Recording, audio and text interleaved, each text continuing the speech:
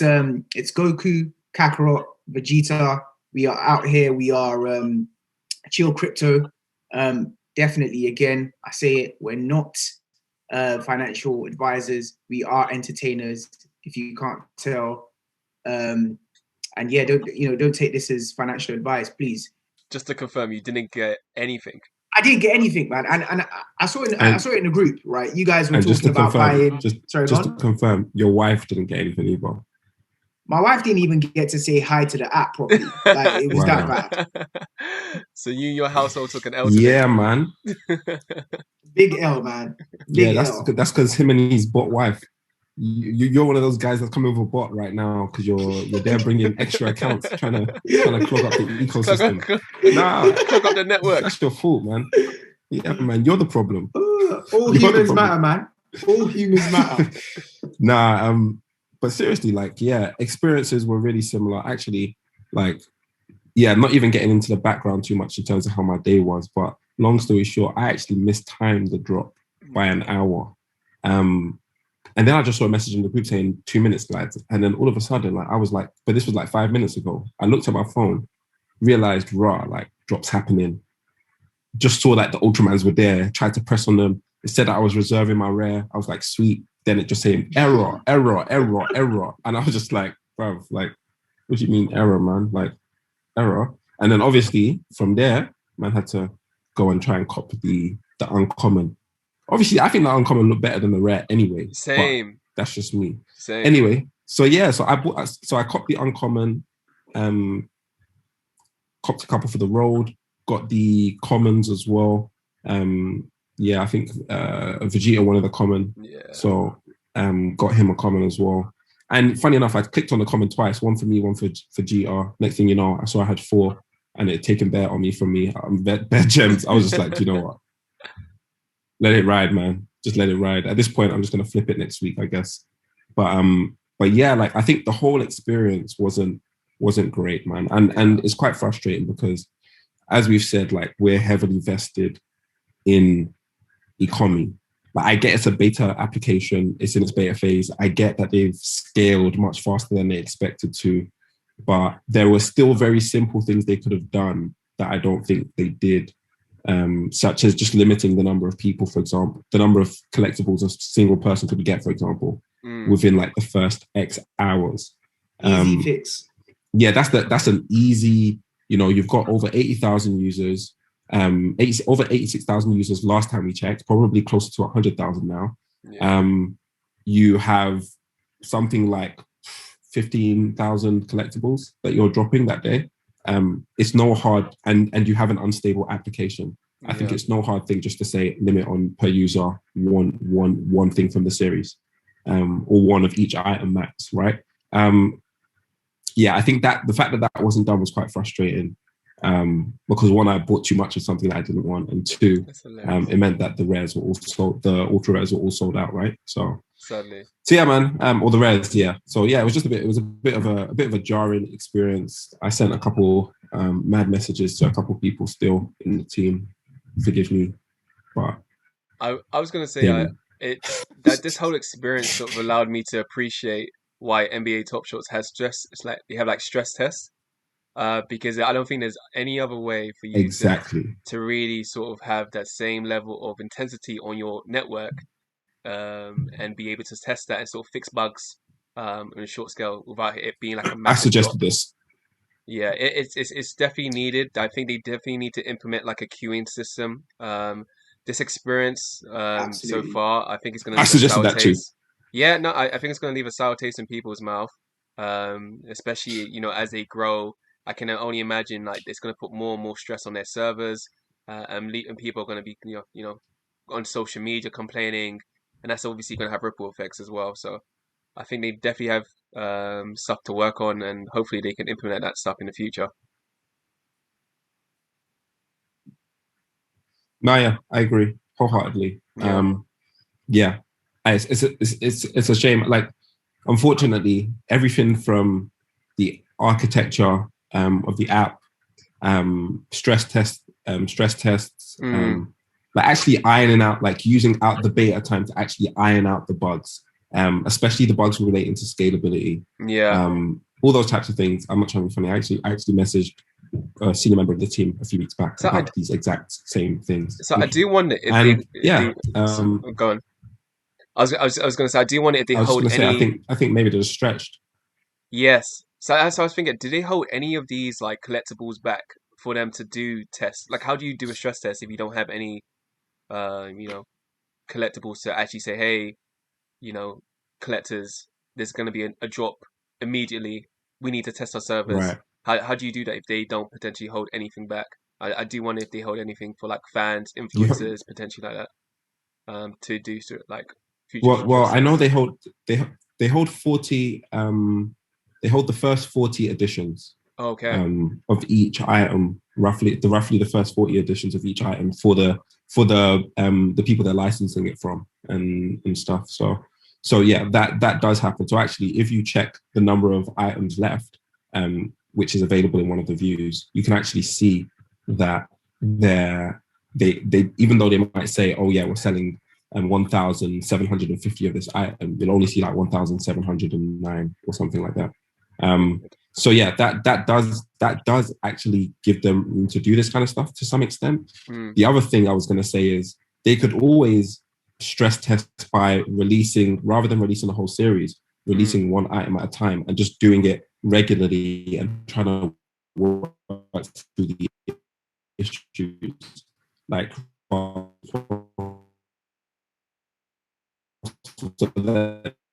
problem is that people can't get into the app. Look at Kakarot and his beloved wife.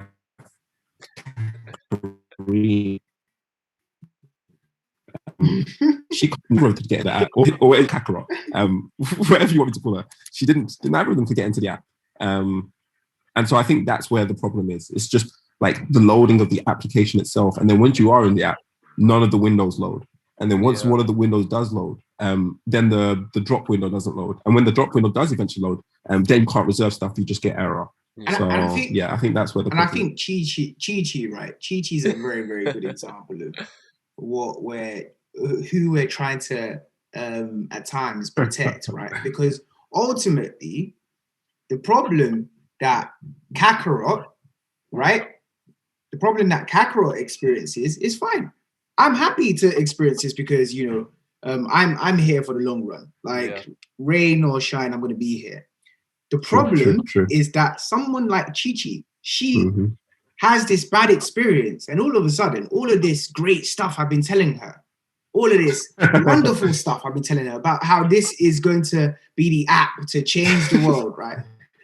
More than the world, changes your world. It changes our world, right? And then she thinks, what is this, right? And we both worked on technical projects. We've both got, just enough experience to be able to understand what it is to have a successful app. And honestly, and this is my technical analysis, this ain't it. Very technical. Yeah. No, I'm with you. But that said, though, it is early days. There was a lot of people rushing and fighting for this thing, right? Loads of people are fighting. Reminds me of lockdown, in the UK, people swinging over tissue. Like, it happens, right? I'm the lady on the left. I only wanted one. I ain't gonna lie. With the way that the bugs happen, I'm definitely the woman with the trolley. But that said, like, in the end of the day, like, they are really, really early stage. And This still highlights demand. And actually something rather interesting that I was looking at today, funny enough, was just from a price perspective, something I've slightly noticed is that on drop days, pumps happen. Usually even just after the drop. So actually a week ago was when we found our big pump that took us from a week ago today was our big pump that actually took us all the way from 0.07 all the way up to 0.13 and 0.013. And now we're slowly starting to see a little bit of positive price action. Who knows how far it will go, but for the last 6-7 hours, we've actually been upward trending consistently. So that's a that's a good thing. We might hit a peak, but it does show that actually the demand does create a need for more tokens. These sellouts do create a need for more tokens, and yeah, they actually sold everything out, which is good news in a sense that demand is still there, even though the drops are currently a bit of a sham. I think just to touch on the demand point, the demand could be there. Demand could be artificial because there's a lack of supply. And I think potentially if we saw more supply, I wonder if the demand will still be as vigorous and aggressive as we've seen it so far. So you think that people are buying it because they know there's not many? I think yeah, because literally there is nothing on the app besides the new latest drops, right? So I do wonder if people have a plethora of options, they would buy more. Yeah, I guess devil's advocate, there was the period where there was a lot of stuff available, but it all got bought out. And even there was a period where, well, let's be frank, we were within the first 10,000 people that got on the application. And when we got there, we actually did say, they're releasing way too many of each thing. Nothing's going to sell out. Boy, were we wrong.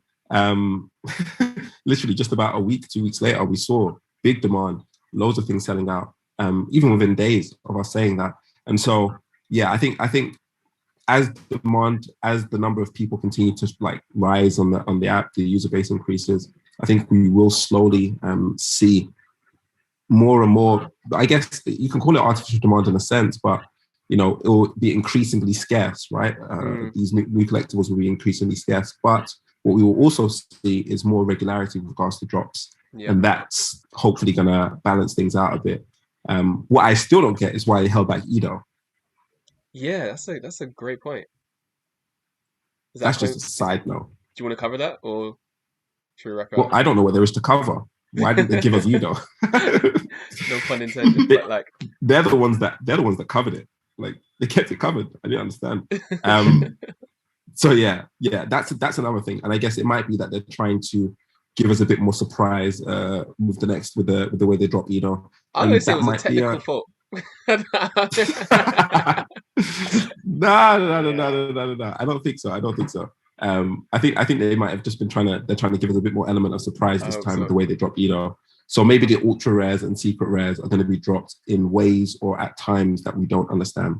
What I would love to happen is if they just gifted the big bag holders the secret rares.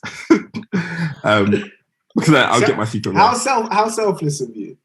Right? Yeah, how selfless. I think there's room. There's definitely scope for them to implement that. For instance, say if you only have, say for instance, they say something, you need 4 collectors or 4 items to be available for the super rare or rare. Right. You know what I mean? Right. Yeah. Yeah, I think they can. They could definitely. I think they can, and I think when they add that master collector node and stuff and whatnot and all the staking, I think we might actually start to see some of this coming true. And we'll start to see people who stake more, for example, potentially getting access to certain things that others don't. We'll also see maybe if you own a certain type of set or a certain number of sets, then certain things become available to you that don't become available to others. And so you might get access to a really rare Batman, for example, if you own at least 2 series, full series, for example. So that could be, there's loads of interesting things that they could potentially do. And this is just where NFTs become an interesting thing in general. So which, by the way, right, all of these incentives you're talking about, right, which, by the way, will only be great for the price, right? Yeah. Imagine the incentive to not only buy, not only hold, but to stake OMI. Going to the moon, baby. Yeah, we need to cover this in another topic in another video. But I have seen NFTs being mined, and staked and earned, etc. And I think it's a really interesting concept. But yeah, definitely a mixed bag with regards to the drop. But we should definitely. I think it gives us a lot to be thankful for. We're definitely early adopters here. And hopefully, in the long run, they will try and fix this stuff. But yeah, until next time, we thank you guys for coming and joining us. If you enjoyed this, definitely make sure you like, share, and subscribe. We also have socials that you can follow, like Instagram and Twitter. So make sure you hit us up on them. And also we have a podcast. So if you're on the go and you don't have time to listen to us or watch us on the YouTube channel, you can also check out the podcast. And we're available on Spotify and anywhere else where you're looking to get your podcast. So that said, we thank you for coming and joining us. And yeah, we're out. This is Chill Crypto. See you next time.